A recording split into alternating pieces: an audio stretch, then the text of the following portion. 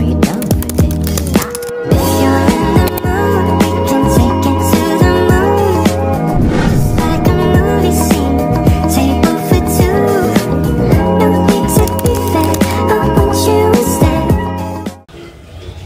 Halo teman-teman, perkenalkan nama saya Sri Feni Wismawati Purba dengan akhiran NIM 016. Di video kali ini saya akan menjelaskan tentang rahasia jabatan di dalam kebidanan. Selamat menyaksikan. Rahasia jabatan kebidanan merupakan kewajiban seorang bidan untuk menjaga kerahasiaan semua informasi ataupun data pribadi yang diperoleh dari pasien selama melakukan pelayanan kebidanan. Nah, berdasarkan pengertian singkat dari rahasia jabatan kebidanan, teman-teman juga pasti akan bertanya, informasi seperti apa sih dan data yang seperti apa yang harus dijaga kerahasiaannya dan tidak boleh dibocorkan ke publik secara sembarangan. Kerahasiaan informasi dan data pribadi yang dimaksud di sini adalah mencakup mengenai kondisi dan keadaan kesehatan pasien, keluhan, riwayat penyakit, dan juga kondisi ataupun hasil pemeriksaan yang diperoleh dari pasien. Dan data pribadi ini bisa didapatkan melalui informasi yang didapatkan langsung dari pasien ataupun melalui hasil pemeriksaan yang dilakukan pada saat pasien datang untuk berkonsultasi. Hal buruk yang mungkin terjadi apabila privasi seseorang itu disebarluaskan tanpa seizin yang bersangkutan, akan ada banyak hal negatif yang terjadi yang bisa menimpa seseorang, seperti yang sedang marak dan terjadi saat ini adalah salah satunya banyaknya penipuan.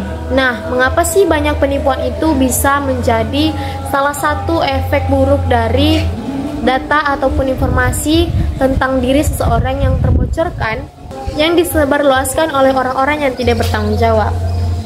Dengan mengetahui informasi tentang seseorang, termasuk tentang data pribadinya, tentu saja orang-orang menjadi mudah untuk mencari tahu ataupun menyelidiki siapa kita dan di mana kita tinggal. Nah, ini bisa menjadi faktor pendukung untuk terjadinya penipuan dan hal-hal buruk lainnya yang dapat terjadi. Oleh karena itu, jaga privasimu untuk memastikan dirimu tetap aman dan hargai privasi orang lain untuk menjaga keamanan orang lain. Nah, dalam rahasia jabatan ini juga mencakup tentang kode etik kebidanan, undang-undang praktik kebidanan, dan juga prinsip privasi dan kepercayaan. Namun, walaupun rahasia jabatan ini bersifat privasi, tidak selamanya kerahasiaan ini dapat diterapkan. Ada beberapa kondisi dan situasi di mana rahasia jabatan ini dapat dibuka. Seperti contohnya, seorang pasien yang memerlukan rujukan untuk mendapatkan tindakan lebih lanjut ataupun pelayanan yang lebih lengkap. Seperti yang sudah kita ketahui, bahwasanya rujukan ini memerlukan informasi yang lengkap dan juga data-data yang lengkap mengenai pasien. Ini berisikan mengapa pasien bisa dirujuk dan alasannya dan kondisi bagaimana yang ada pada pasien sehingga dia membutuhkan rujukan dan tindakan untuk lebih lanjut. Nah, pastinya untuk semua itu berjalan dengan baik, pihak yang akan menjadi tempat rujukan pasien pasti akan memerlukan informasi yang lengkap dari pihak sebelumnya yang sudah memberikan pelayanan kesehatan kepada pasien. Dan tentunya hal ini harus dilakukan melalui persetujuan pasien dan persetujuan keluarga. Dan bidan tidak boleh mengambil keputusan sendiri dan harus selalu mendiskusikan apapun tindakan yang akan dilakukan kepada keluarga dan juga kepada pasien, dan memastikan bahwasanya pasien akan bersedia dan memperbolehkan bidan untuk melakukan pelayanan dan tindakan tersebut. Nah, seperti itu penjelasan mengenai rahasia jabatan kebidanan.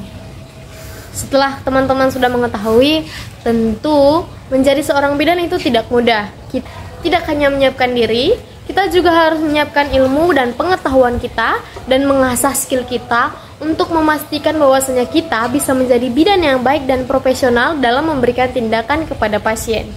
Dengan persiapan ilmu dan pengetahuan yang baik, kita dapat memastikan pelayanan yang terbaik yang kita berikan, pelayanan yang optimal, dan juga pelayanan profesional yang kita berikan selama memberikan pelayanan kebidanan.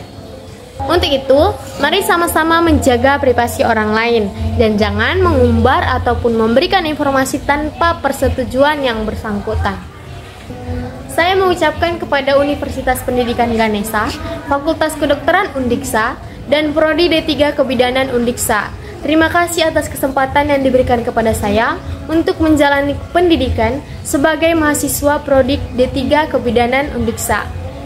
Dan saya juga mengucapkan terima kasih kepada dosen pembimbing yang sudah membimbing saya dan memberikan ilmu yang menjadi landasan saya untuk membuat video ini.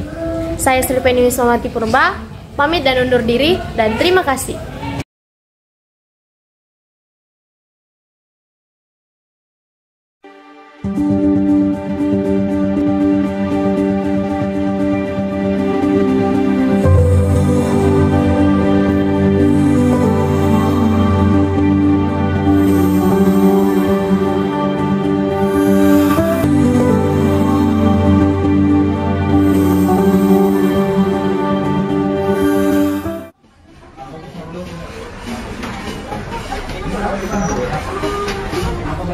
Atas nama Ibu Citra, ada? Kalau masuk.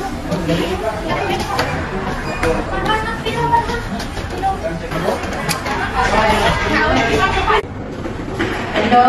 Pagi, Citra, silahkan duduk. Sendirian aja sini. Iya dok. Ada yang bisa saya bantu? Jadi gini dok, saya ini ada keputihan. Ada kemudian itu sudah Sudah 2 mingguan sih dok. keputihannya itu terus menerus atau Iya ada terus dok, Terus-menerus? ada berhenti. tidak berhenti? Kalau keputihan itu teksturnya bergumpal atau cair? Ada lumpang dok. Bergumpal. Untuk aromanya? Seperti jus basi sih dok. Oh ya. Untuk air ibu, normal teratur atau Yang terakhir kayak bulan. selain itu hubungan suami istri, apakah keluhan yang dirasakan ini normal atau tidak hubungan suami istri? Enggak sih dok. Selain keluhan yang dirasakan tadi, apakah ada gejala lain seperti rasa nyeri atau gatal? Kalau saya gatal sih dok. Gatal? Sebelumnya, apakah ibu pernah memiliki keluhan serupa yang dirasakan saat ini? Enggak ada. Baru kali ini ya? Enggak. Untuk keturunan, apa itu riwayatnya seperti diabetes, seperti jantung, Saya darah tinggi sih. darah tinggi, tensi.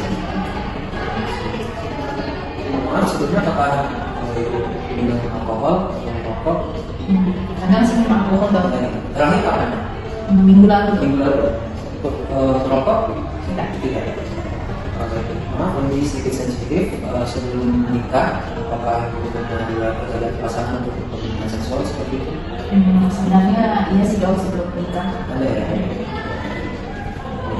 Setelah saya melakukan analisis, saya perlu melakukan pemeriksaan fisik. Karena tujuan dari pemeriksaan fisik adalah untuk membantu saya untuk menegakkan kesehatan dari kepala ini. Pada saat pemeriksaan nanti mungkin ibu merasa sedikit kurang aman, namun saya akan tidak seprofesional mungkin. Apakah ibu bersedia? Sendiri. Untuk sekarang silakan kalau tidak tersa, saya akan sudah kemudian. Baik, kalau Ibu Citra, setelah saya melakukan pemeriksaan fisik tadi dan melihat keadaan Ibu, sini saya masih curiga ya, ini mengarah ke HIV. Oleh karena itu saya memerlukan pemeriksaan penunjang untuk memastikan dari kondisi Ibu. Untuk salah satu pemeriksaan penunjangnya itu adalah tes ELISA. Nanti Ibu silakan menuju lapor. Itu ada perawatnya. Apakah Ibu bersedia untuk melakukan pemeriksaan penunjang tersebut? Sedia dok. Baik, Ibu silakan ke lapornya. Nanti setelah hasilnya keluar, Ibu boleh bilang sendiri aja. Oh iya.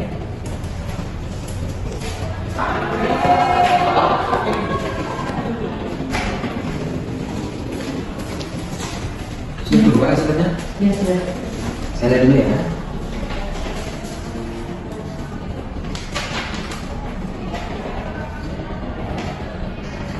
Oke, baik, Citra. Maaf Ibu, berdasarkan hasil yang saya baca ini, di sini Ibu dinyatakan positif. Hah? Serius dok? Iya. Gak mungkin dok. Tapi berdasarkan hasil yang saya baca seperti itu Ibu. Untuk HIV ini dia pengobatannya itu seumur hidup ya Bu Citra. Jadi nanti Ibu akan saya resepkan untuk obat yang diminum.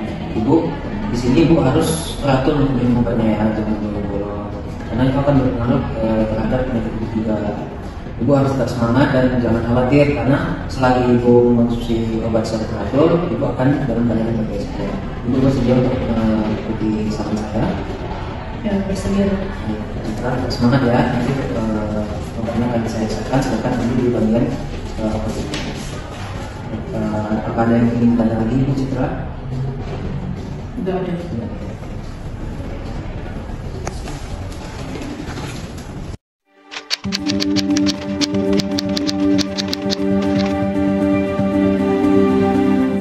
Baik, rekan kerja, untuk beberapa bulanannya kita cukupkan sampai di sini. Terima kasih atas kedatangannya, terima kasih atas kehadirannya. Mungkin 4 bulanannya kita cukupkan sampai sini. Mungkin sampai ketemu di bulan depan ya teman-teman ya.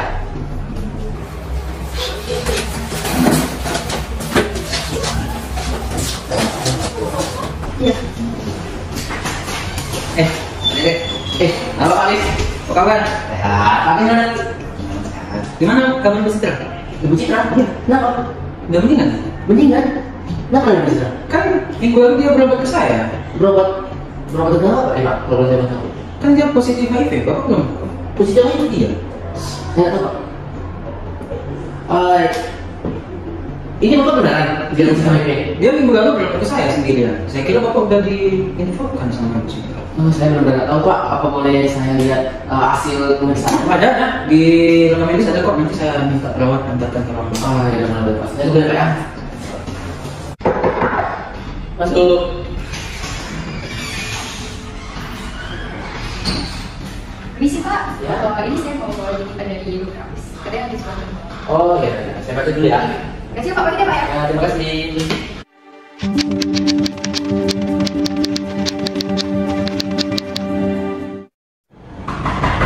Masuk.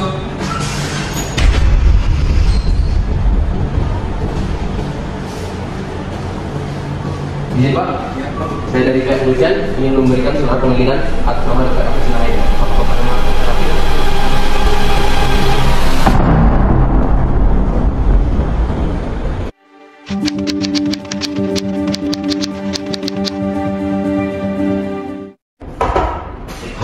Assalamualaikum.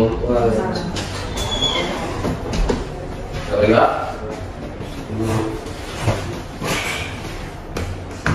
Baik, hari ini kita akan melakukan mediasi antara tergugat dan penggugat.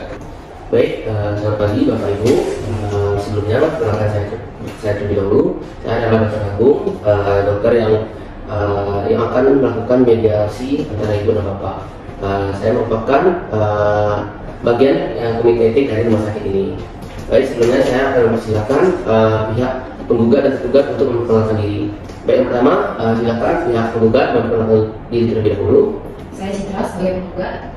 Baik, pada pihak penggugat silakan memperkenalkan diri. Perkenalkan, saya Dr. Mesina. Dengan saya adalah dokter yang bertugas pada saat di Citra Lana untuk berobat dengan Baik.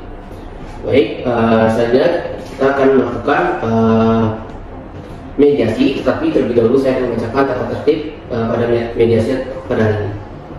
Baik, tata tertib pertama, para pihak berbicara secara bergantian setelah dipastikan oleh mediator. Baik, para pihak tidak saling memotong pembicaraan. Baik, para pihak tidak saling menyerang baik secara fisik, perkataan maupun fisik. Tidak merokok selama mediasi berlangsung. Tidak menggunakan alat komunikasi. Selanjutnya, yang terakhir tidak merekam isi pembicaraan. Apakah mengerti Bapak? Sebelumnya saya akan menjelaskan fungsi dari mediasi ini tersebut. Mediasi ini berfungsi agar sebelum pihak tergugat menggugat ke pengadilan dokter atau yang tergugat.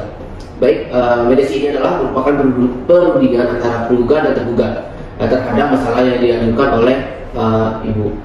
Apakah Ibu dan Bapak mengerti? Mengerti. Baik, di sini saya akan mulai dari penggugat terlebih dahulu.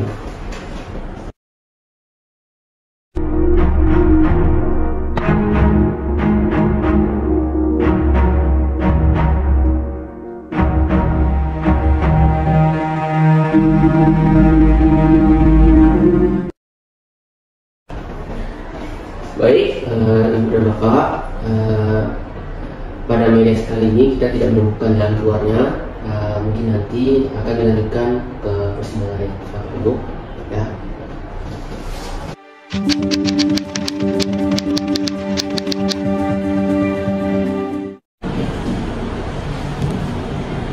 Bismillahirrahmanirrahim. Assalamualaikum warahmatullahi wabarakatuh. Selamat pagi dan salam sejahtera kita semua. Pada hari ini akan dilaksanakan sidang perkara pidana nomor 01/B/2022/PN Jambi dengan perkara kasus membocorkan rahasia medis pasien. Untuk itu, saya ingatkan kepada seluruh peserta sidang untuk menekan alat komunikasi dan tidak melakukan aktivitas mengganggu jalannya sidang. Pada para penuntut umum dan penasihat hukum dipersilakan memasuki ruang persidangan.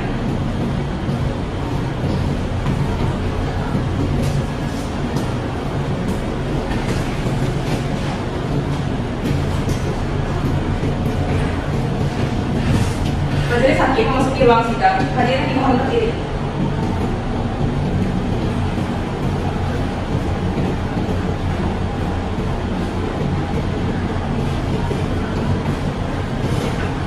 Hadirin dipersilakan membuka.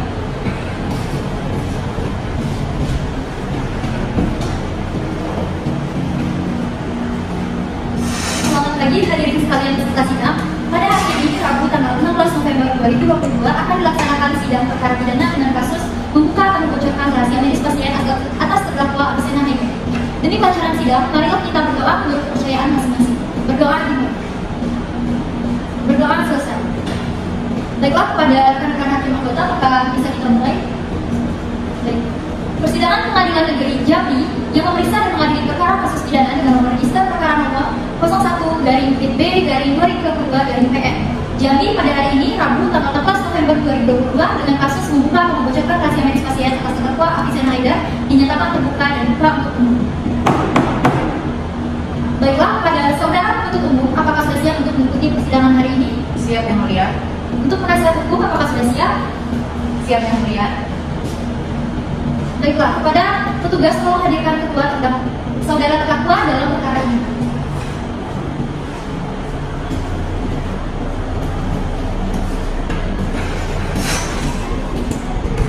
Baiklah, saya akan menanyakan identitas saudara sebagaimana yang telah ditetapkan di dalam PAV. Nama saudara Avicenna Haida, tempat tanggal lahir Jambi 12 April 1992, umur 30 tahun, jenis kelamin laki-laki, warga negara Indonesia, alamat Jalan Bayi Fakrudin, Kelurahan Bernali Besar, Kecamatan Kota Baru Jambi. Agama Islam, pekerjaan dokter. Apakah benar ini adalah identitas saudara? Benar.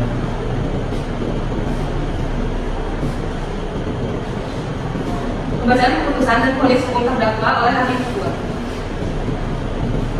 Baiklah, berdasarkan dari hasil persidangan hari ini, Rabu tanggal 16 November di Pengadilan Negeri Kota Jambi, saudara terdakwa didakwa dengan Undang-Undang Nomor 24 Tahun 2009 tentang praktik kedokteran pasal 48 ayat 1 yang berbunyi, setiap dokter atau dokter gigi dalam melaksanakan praktik kedokteran wajib menimba rahasia kedokteran. Kemudian pada pasal 51 ayat C terkait kewajiban dokter yang berbunyi, setiap dokter atau dokter gigi dalam melaksanakan praktik kedokteran wajib merahasiakan segala sesuatu yang diketahuinya tentang pasien, bahkan juga setelah pasien itu meninggal dunia, serta hal tentang tindakan membuka rahasia jabatan kedokteran pasal 32 ayat 1 yang berbunyi, barang siapa yang sengaja membuka rahasia yang wajib sifatnya karena jabatan atau jabatannya, baik yang sekarang maupun yang dahulu, diancam dengan pidana penjara paling lama 9 bulan atau pidana denda paling banyak 9.000 rupiah. Oleh karena itu, terdakwa saudara Avicenna Haida dinyatakan bersalah dan akan didakwa dengan hukuman 9 bulan penjara. Apakah dari rekan anggota hakim ada yang ingin disampaikan? Baik, dengan demikian sidang pada hari ini dinyatakan tutup. Sidang hari ini, Rabu 16 November 2022, di Pengadilan Negeri Kota Jambi berakhir dengan hasil terdakwa saudara Avicenna Haida dijatuhkan hukuman 9 bulan penjara. Dan demikian sidang ini kita tutup. Terima kasih atas partisipasi para seluruh peserta persidangan yang telah mengikuti persidangan hingga akhir dengan tertib, sehingga kegiatan kita pada hari ini dapat terlaksana dengan lancar. Akhir kata saya ucapkan billahi taufiq wal hidayah. Assalamualaikum warahmatullahi wabarakatuh. Majelis hakim dipersilakan menjalankan sidang. Hadirin dimohon berdiri.